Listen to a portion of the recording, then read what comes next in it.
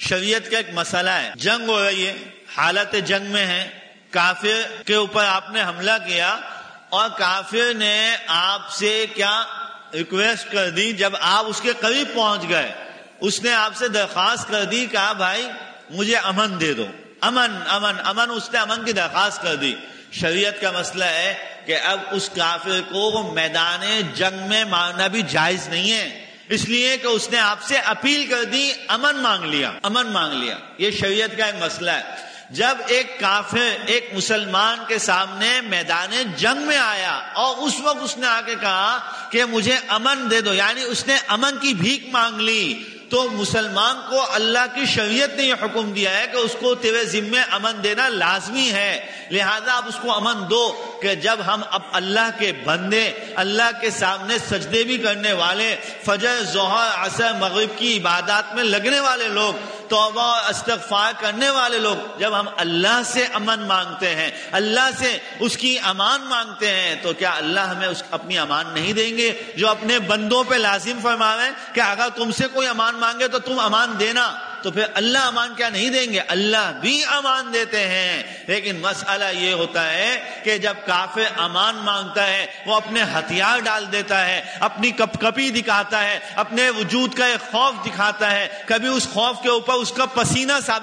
دلالت کر رہا ہوتا ہے، کبھی اس خوف کے اوپر اس کے چہرے کے اثرات دلالت کر رہے ہوتے ہیں۔ جب ہم اپنے اللہ سے امن مانگنے کے لیے بیٹھتے ہیں، دعا مانگنے کے لیے بیٹھتے ہیں، ہم نے گناہوں کا کوئی ہتھیار نہیں ڈالا ہوتا، ہم نے شیطان کو نہیں چھوڑا ہوتا، ہم نماز نہیں پڑھتے ہوتے، جب کہیں پٹتے ہیں تو آتے ہیں اللہ امن دے دے، امن دے دے، امن دے دے، دماغ میں وہی ہوتا ہے کہ یہاں سے اٹھنے کے بعد یا شیف بھی بنانی ہے، یا وہ ٹوپی اتار کے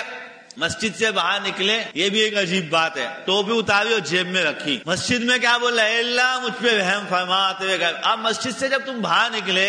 آپ نے ٹوپی اتار کے جیب میں رکھ لی، شلوار ٹخنوں سے نیچے کر لی، پینٹ کو جو فولڈ کیا تھا وہ کھول دیا، اور سارے کام آپ نے وہ کر لیے جو ایک بے نمازی آدمی کرتا تھا۔ مسجد کے اندر اللہ کی رحمت ہے آپ کی طرف متوجہ، مسجد کے بعد اللہ بولتے تو وہ ہے ہی نہیں نمازی، جس نے اندر ابھی نماز پڑھ کے اتنی آوازاری کر رہا تھا، اس وقت مسلمان کی شکل بنائی، مسجد سے باہر نکل کے تو نے اپنا حلیہ خود ہی چینج کر لیا، تو پھر میں تیرا حلیہ کیوں چینج کروں گا؟ اپنی حالت کو فوراً بدل لیتے ہیں۔ اللہ رب کریم کے سامنے ہتھیار نہیں ڈالتے گناہ کرنے کے لیے، یا اللہ مجھے معاف کر دے، یا ہم توبہ تو کرتے ہیں لیکن ہم کیا جن چیزوں سے معافیاں مانگتے ہیں۔ ایک آدمی بولتا ہے اے اللہ میں نے بہت جھوٹ بولا، مجھے کیا وہ اس وقت عزم کرتا ہے اندر جھوٹ نہیں بولوں گا؟ ایک آدمی سودی کام کر رہا ہے، اے اللہ مجھے سود سے بچا لے، سود سے بچا لے، اور اس وقت وہ یہ بھی کہہ رہا ہوتا ہے یار وہ فلاں، بس یہ والا سود ادا ہو جائے اور یہ والا سود مکمل ہو جائے، اب سود نہیں لوں گا۔ ہتھیار نہیں ڈالتے، اللہ سے ویسی توبہ استغفار کرتے رہتے ہیں۔ فرق ہے اس کے اندر،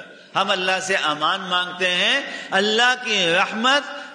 سے یہ لازم ہے کہ وہ ہم کو امان عطا فرمائیں گے، لیکن ہم امان مانگنے کے اندر اپنے ہتھیار نہیں پھینکتے۔ اس لیے رسول اللہ صلی اللہ علیہ وسلم نے کیا فرمایا؟ فرمایا اللہ سے مانگو، رو کے مانگو۔ کیا مطلب؟ اپنے ہتھیار پھینکو، گناہوں کی غلاظتوں سے نکلو اور رو کے اللہ کو دکھاؤ کہ تم پریشان ہو، تم غمگین ہو، تمہیں تکلیف ہے۔ تو اب ہم بھی روتے ہیں، ہمیں بھی غم ہوتا ہے، ہمیں بھی تکلیف، کس چیز کا غم اور کس چیز کا خوف ہم ظاہر کرتے ہیں؟ ہم جب دعا میں ہاتھ اٹھاتے ہیں ہم اس لیے نہیں روتے ہیں کہ ہم اللہ سے ڈرتے ہیں، ہم اس لیے روتے ہیں کہ ہمارے جسم میں جو پھوڑا نکلا ہوتا ہے وہ بڑا تکلیف دے رہا ہوتا ہے، ہم اس لیے روتے ہیں کہ وہ بے روزگاری کا جو عذاب ہم پہ آیا ہوتا ہے نا وہ بہت تکلیف دے رہا ہوتا ہے، ہم اس کو یاد کر کے اے اللہ وہ رات کے کھانے میں روٹی پوری نہیں ہوئی، کتنی رسوائی ہوئی، کتنی پریشانی ہوئی، اے اللہ میری جوان بیٹی بیٹھی ہے، میرے پاس جہیز کا پیسہ نہیں ہے، ہم اس غم کو یاد کر کے روتے ہیں۔ اگر اللہ کی محبت میں رونا سیکھ لیں، یقین جانیے کہ اللہ فوراً ہم کو امان عطا فرما دیں گے، فوراً امان۔ ہر آدمی، اس میں ہر آدمی کا اپنا کام ہے کہ اپنا فیصلہ کریں کہ مجھے اللہ سے محبت کتنی ہے اور دنیا کا خوف کتنا ہے۔ دنیا کے خوف سے جب کن پٹی کے اوپر کوئی پستول رکھتا ہے نا سب کو رونا آ جاتا ہے، سب کو رونا آ جاتا ہے، بڑے بڑے اس کے سامنے ڈھیر ہو جاتے ہیں، لیکن جب اللہ کے سامنے ہاتھ پھیلا کے بیٹھے تو اللہ کی محبت میں کتنا رونا آتا ہے۔ اللہ کی نافرمانی سے جو دور نکل گیا تھا، راستہ بھٹک گیا تھا، اس کی وجہ سے کتنا رونا آتا ہے۔ میرے محترم دوستوں اور بزرگوں، اس کی طرف ہمیں توجہ کرنے کی ضرورت